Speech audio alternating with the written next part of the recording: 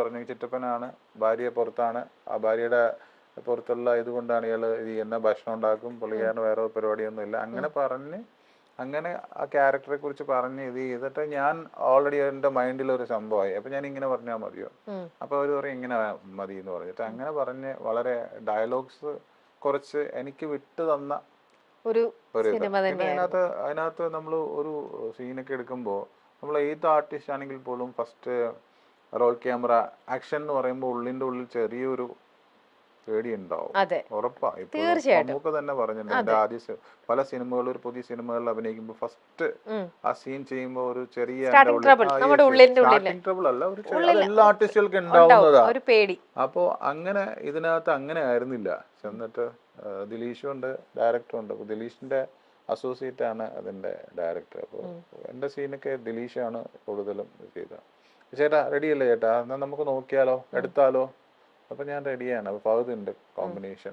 എന്നാ ചേട്ടാ ഓക്കെ പറഞ്ഞോളൂ. ആക്ഷൻ ഒന്നും പറഞ്ഞിട്ടില്ല, അങ്ങനെ പറഞ്ഞോളൂ എന്ന് പറഞ്ഞാൽ നമുക്ക് ഭയങ്കരമായിട്ട് ഒരു സ്പേസ് തന്ന് ഒട്ടും ഇതല്ലാണ്ട് ഭയങ്കര ഇത് ചെയ്താ അങ്ങനെ സംസാരിച്ച എനിക്ക് എല്ലാം ഫസ്റ്റ് ടേക്ക് ഓക്കെ ആയിരുന്നു. അത് ഒരു സീനിൽ മാത്രം ഫഹദ് ചിരിക്കുന്ന ഒരു ചിരി ഉണ്ടായിരുന്നു. ഞാൻ പറഞ്ഞ അതിനകത്തെ ഡയലോഗ് അങ്ങനെ പറയുമ്പോഴേ, കാര്യം ഞാനിവിടെ കല്യാണം കഴിച്ച് വന്നപ്പോൾ ഇവിടുത്തെ ആൾക്കാരൊക്കെ പറയും, ഭക്ഷണം ഉണ്ടാക്കണ കണ്ട പറയും എന്തെങ്കിലും കുറ്റം പറയാൻ ചാൻസ് ഉണ്ട്. പക്ഷെ മോള് എനിക്ക് ഒരു ഇവിടെ തെറ്റിപ്പോയി, അവിടെ തെറ്റിയില്ല. അതായത് കുറെ ആയില്ലേ അത് കേട്ടിട്ട്, കുറെ ആയി. അപ്പോ നമ്മളൊരു തൂവൽ പക്ഷികളാണ് എന്ന് പറയുന്ന സാധനത്തിനകത്ത് ഫഹദ് ഇത് കേട്ടിട്ട് ഒരു ചിരിയുണ്ട്. അത് ഓൺ ദ സ്പോട്ടിൽ വന്നതാണ്. അവനൊരു ബോൺ ആക്ടറാണ് കേട്ടോ ഫഹദ്. എനിക്ക് ഭയങ്കര ഇഷ്ടമുള്ള നടനാണ്. കാര്യം ഞാൻ നേരത്തെ പറഞ്ഞ പോലെ ദുൽഖറിന് ഓപ്പോസിറ്റ് വില്ലൻ, ദുൽഖറിന് ഓപ്പോസിറ്റ് ഫഹദ് വന്ന അടിപൊളിയായിരിക്കും. രണ്ടും തമ്മിൽ വില്ലനും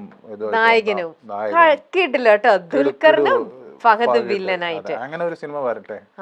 അതെ, ഫഹദ് നമ്മുടെ മലയാളത്തിലെ വേറെ ലാംഗ്വേജിലെ തെലുങ്കിലൊക്കെ ഇതേപോലെ വില്ലൻ ക്യാരക്ടർ ചെയ്യുന്നുണ്ടല്ലോ, സൂപ്പർ ആയിട്ട് ഭയങ്കര പവർഫുൾ ആയിട്ട് ചെയ്യുന്നുണ്ടല്ലോ ഓരോന്നും.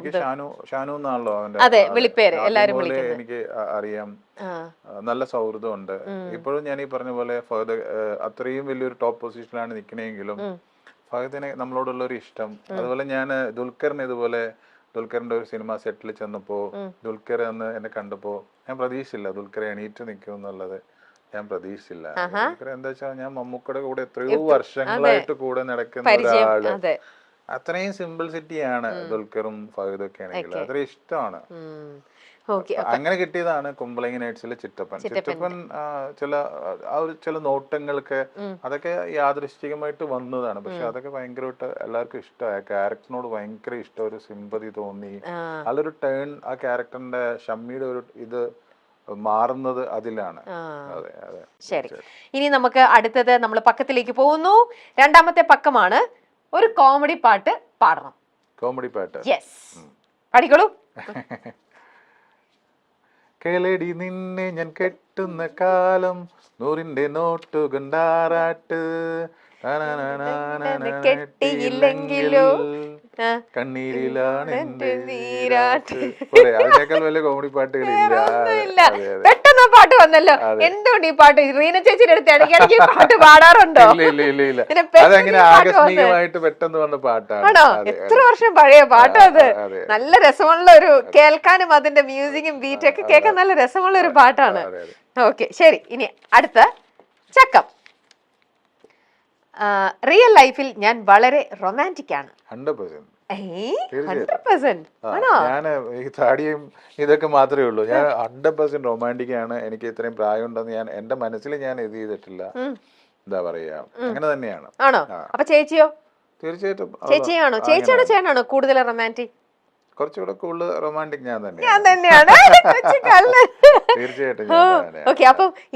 റൊമാൻറ്റിക് അല്ല എന്നുണ്ടെങ്കിൽ നമുക്ക് ഇതുപോലെ ഹാപ്പിനെസ് ആയിട്ട് ഇരിക്കാൻ പറ്റത്തില്ല. നമുക്ക് നമ്മുടെ എല്ലായിടത്തിനും ഒരു ബ്ലോക്ക് വരും, എല്ലായിടത്തും. ഞാൻ അങ്ങനെ എനിക്ക് സങ്കടങ്ങൾ വരുമ്പോഴാണെങ്കിലും ഇപ്പൊ ഈ സിനിമയുടെ സംഭവത്തിൽ ഒരുപാട് വലിയ വിഷമഘട്ടത്തിലൂടെ കയറി വന്നെങ്കിൽ പോലും ഞാൻ അത് പിടിച്ചു നിൽക്കാനായിട്ട് എനിക്ക് ഞാൻ അങ്ങനെ അങ്ങ് പോകത്തില്ല. മോളുടെ കല്യാണം ആവുന്നു, അപ്പൊ പോലും എനിക്ക് ഒരു തരത്തിലും ഒരു ഞാനങ്ങ് ഇടിച്ചു കയറി അങ്ങ് പോകും. ഹാപ്പിനെസ് തന്നെ, സന്തോഷം തന്നെ. സങ്കടം വരും, പക്ഷെ അത് ഞാൻ അങ്ങനെ അധികം അറിയിക്കാറില്ല. സെൽഫ് മോട്ടിവേറ്റ് ചെയ്യാണോ എപ്പോഴും? 100%. ആണല്ലേ? 100%. ഉള്ളിന്റെ ഉള്ളിൽ നിന്ന് ഒരു ബൈജു തന്നെയാണ് എണീക്ക്, നീ ആക്റ്റീവ് ആവ്, ഹാപ്പി അല്ല, എനിക്ക് ആയിട്ട്. നിൽക്കാൻ പോലും, സിനിമയിൽ പോലും നിൽക്കാൻ പറ്റത്തില്ലല്ലോ. ഞാനിപ്പോഴും കറണ്ട് ഈ പറയുന്ന എത്രയും ഞാൻ പറഞ്ഞില്ലേ, ഞാൻ സുകുമാരൻ ചേട്ടൻ, രതീഷ് ചേട്ടൻ, കൃഷി, അങ്ങനെ അവരോടൊപ്പം അഭിനയിച്ചിട്ട് ഇപ്പോഴും സുകുമാരൻജിന്റെ മോൻ പൃഥ്വിരാജിന്റെ കൂടെ അല്ലെങ്കിൽ ദുൽഖറിന്റെ കൂടെ അഭിനയിക്കാൻ പറ്റില്ല, ഫഹദിന്റെ കൂടെ അഭിനയിച്ചിട്ടുണ്ട്. ഇപ്പോഴും നിൽക്കാൻ പറ്റുന്നു എന്നുള്ളത് ആ ഒരു പോസിറ്റീവ് ഉള്ളത് കൊണ്ട് തന്നെ. ഇല്ലെങ്കിൽ പോയി നമുക്കങ്ങനെ പരാതിയും പരിഭവവും അല്ലെങ്കിൽ അങ്ങനെ ഒന്നുമില്ല. എന്താ റെഡി, ഐ ആം റെഡി എപ്പോഴും മിന്നായിട്ട്. അപ്പൊ നമ്മളിപ്പോ സംസാരിച്ചത് നമ്മള് റൊമാൻറ്റിക്കിനെ കുറിച്ചാണ്. റൊമാൻസ് വരുമ്പോ ഏറ്റവും കൂടുതൽ റിപ്പീറ്റഡ് ആയിട്ട് പാടുന്ന ഒരു പാട്ടുണ്ടാവുമല്ലോ തീർച്ചയായിട്ടും. ഏതായിരിക്കും ആ പാട്ട്? വീട്ടിലെപ്പോഴും ചേച്ചിയുടെ അടുത്ത് പാടുന്ന ഒരു പാട്ടുണ്ടാവും. അങ്ങനെ ഒരു പാട്ടെന്ന് പറഞ്ഞു കഴിഞ്ഞാൽ ഏതാണ്? സ്ഥിരം ഓ, ആ പാട്ടാണോ? അല്ല, അതൊക്കെ ഭയങ്കര റൊമാൻറ്റിക്. എനിക്ക് അങ്ങനെ കുറെ തമിഴിൽ അങ്ങനെ ഒരുപാട് പാട്ടുകളുണ്ട്. അങ്ങനെ പാട്ട് പാടുന്നതിനേക്കാൾ കൂടുതൽ ഞാൻ പാട്ട് കേൾക്കാറുണ്ട്. എന്നാലും ഒന്ന് പാടിക്കേ, ഞങ്ങൾ കേൾക്കട്ടെ. അല്ല, അതിന് വളരെ മൗനമാ എന്നുള്ളത്. അപ്പൊ അത് റൊമാൻറ്റിക് എന്ന് പറയാൻ പറ്റത്തില്ല. പിന്നെ അങ്ങനെ അങ്ങനെ കുറെ പാട്ടുകളുണ്ട്, പെട്ടെന്ന് കിട്ടുന്നില്ല. റീന ചേച്ചി വന്നിരുന്നാണ്, ഞാൻ അവളുടെ മുമ്പിലൊന്നും അങ്ങനെ പാടാറില്ല. അങ്ങനെയൊന്നും പാടാറൊന്നുമില്ല. അങ്ങനെ ഒരു പാട്ട് പാടുന്നതാണോ ശരിക്കൊരു റൊമാൻസ് എന്ന് പറയുന്നത്? ഇല്ല. പക്ഷെ ചില ആൾക്കാർ അവർക്ക് ഇഷ്ടം കൂടുമ്പോൾ, അവർക്ക് ആ ഒരു മൂഡ് വരുമ്പോൾ, സന്തോഷം വരുമ്പോൾ അവർ അറിയാതെ പാടാറുണ്ടല്ലോ. അതുകൊണ്ട് ഞങ്ങളുടെ ഇതിൽ അങ്ങനെ ഒരു ഇതില്ല. ശരി, ഓക്കെ, നമുക്ക് അടുത്ത പക്കത്തിലേക്ക് പോവാം. അല്ല, അടുത്ത പക്കം ആക്ടിങ് സെഗ്മെന്റ് ആണ് കേട്ടോ. അതിൽ ആക്ട് ചെയ്ത് കാണിക്കണം. ഈ പരിപാടി ഇവിടെ നിർത്തിക്കോ, ഇനിയും ഓക്കെ, ഈ പരിപാടി ഇവിടെ നിർത്തിക്കോ, മതിയാക്കാം, ഇതെല്ലാം നിർത്തിക്കോളൂ എന്ന് പറഞ്ഞിട്ട് ഇവിടെ ദേഷ്യപ്പെട്ടിട്ട് ഇവിടെ ഒരു സീൻ അങ്ങനെ ചെയ്യണം. അഭിനയിച്ചോളൂ, എന്നോട് പറയണം. എന്റെ മുഖത്ത് നോക്കിയിട്ട് മതിയാക്കാൻ ബൈച്ചേന്ന് പറയാൻ തോന്നുന്നുണ്ടോ? ആക്ടിങ് സെഗ്മെന്റ് ആണ്. അങ്ങനെയൊക്കെ പറയാൻ പറ്റുള്ളൂ. അങ്ങനെയൊക്കെ പറയണം. അതെനിക്ക് അങ്ങനെ പറയാൻ പറ്റും. ഈ പരിപാടി ഇവിടെ നിർത്തിക്കോട്ടെ. കുറെ നേരമല്ലോ നിങ്ങള് വീട്ടിൽ വന്നു, പിന്നെ അതിനുശേഷം ഇവിടെ വിളിച്ചു വരുത്തിയിട്ട് എന്താ പരിപാടി ഇത്? അല്ല, എന്താ വീട്ടിൽ വന്നിട്ട് നിങ്ങള് ഹോം ടൂർ എന്ന് പറഞ്ഞിട്ട് ഇത് നിധിയുണ്ട്, മറ്റുണ്ട്, മറിച്ചുണ്ട്, ഒരു മനുഷ്യനോട് കിടക്കാനും പറ്റുന്നില്ല, ഉറങ്ങാനും പറ്റുന്നില്ല, എല്ലാരും വിളിച്ചോണ്ടിരിക്കും എവിടെ നിധിന്ന് ചോദിച്ചിട്ട്. ഇപ്പൊ വീണ്ടും വിളിച്ചോണ്ട് ചക്കം പക്കം നിർത്തിക്കോ പരിപാടി. എന്റെ പൈസയോടെ ഞാൻ വെറുതെ വളരെ ലൈറ്റ് ആയിട്ടുള്ള ചോദ്യങ്ങൾ ഇടയ്ക്ക് പാവം എന്റെ മുഖത്ത് നോക്കി ദേഷ്യപ്പെടാൻ പറ്റുന്നില്ല ബൈജി ചേട്ടന്റെ ഉള്ളില് ആ ഒരു നടൻ ഉയർപ്പെടുന്നു. ഞാൻ പേടിച്ചു. സൂപ്പറായിരുന്നു കേട്ടോ. ഞങ്ങൾ എല്ലാരും പേടിച്ചു, ക്യാമറയിൽ ആളൊക്കെ പേടിച്ചു. അയ്യോ പോയി.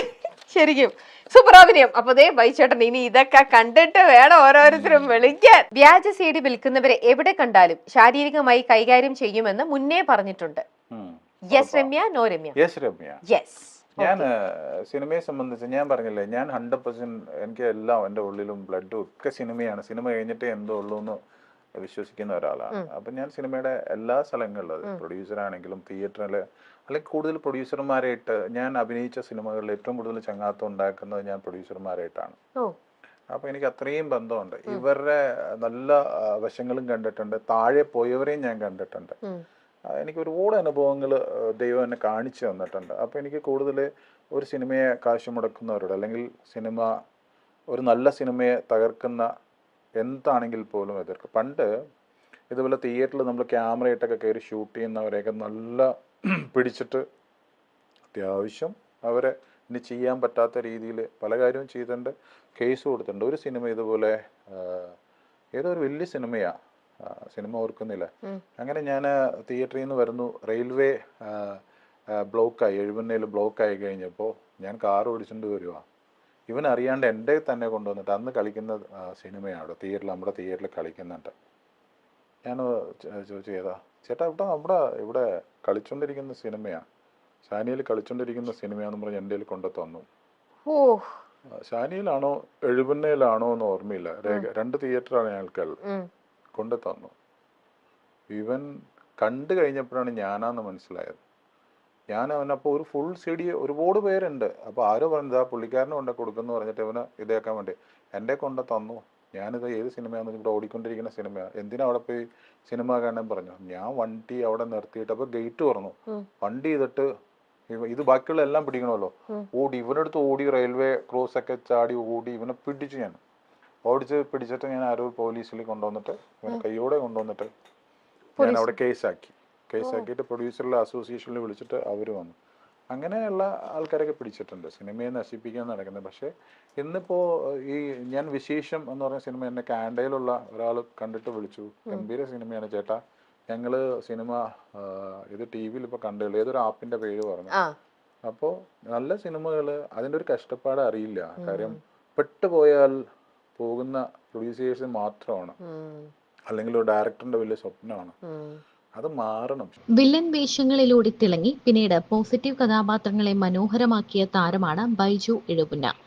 ആദ്യകാലത്ത് ഒരുപാട് ചെറിയ വേഷങ്ങളിലായിരുന്നു ബൈജുവിനെ കാണാൻ സാധിച്ചത്. ഒരുപാട് കഥാപാത്രങ്ങൾ ചെയ്തെങ്കിലും ഇന്നും ബൈജുവിനെ ഓർത്തിരിക്കുന്ന സിനിമകളിൽ ഒന്നാണ് കുമ്പളങ്ങി നൈറ്റ്സ്. അതിലെ ബേബി മോളുടെ ചിറ്റപ്പനായിട്ട് അഭിനയിച്ച് ഞെട്ടിച്ചിട്ടുണ്ട് ബൈജു. ആ സിനിമയിലേക്കുള്ള അവസരം ബൈജു ചോദിച്ചു വാങ്ങിയതാണ് എന്ന് പറഞ്ഞിട്ടുണ്ട്. കുമ്പളങ്ങി എന്റെ വീടിനടുത്തുള്ള സ്ഥലമാണ്. പിന്നെ ചില സിനിമകൾ ഹിറ്റാകുമെന്ന് നമ്മുടെ മനസ്സിൽ തോന്നാറുണ്ട്. അതിന്റെ സബ്ജക്ട് എനിക്ക് ചെറുതായിട്ട് അറിയാമായിരുന്നു. അതിൽ ഒരു ക്യാരക്ടർ എനിക്ക് വേണമെന്ന് ഞാൻ ശ്യാം പുഷ്കറിനോട് പറഞ്ഞിരുന്നു. സോൾട്ട് ആൻഡ് പെപ്പറിൽ ബാബുരാജിന് ഗംഭീര ക്യാരക്ടർ കൊടുത്തത് ശ്യാമായിരുന്നു. അന്ന് തൊട്ട് എനിക്ക് അതുപോലെ ഒരു വേഷം വേണമെന്ന് ശ്യാമിനോട് പറയുന്നുണ്ടായിരുന്നു. അങ്ങനെ കുമ്പളങ്ങി നൈറ്റ്സ് ഷൂട്ടിംഗ് തുടങ്ങിയപ്പോൾ എനിക്ക് അതിലൊരു വേഷം തരുമോ എന്ന് ചോദിച്ചു.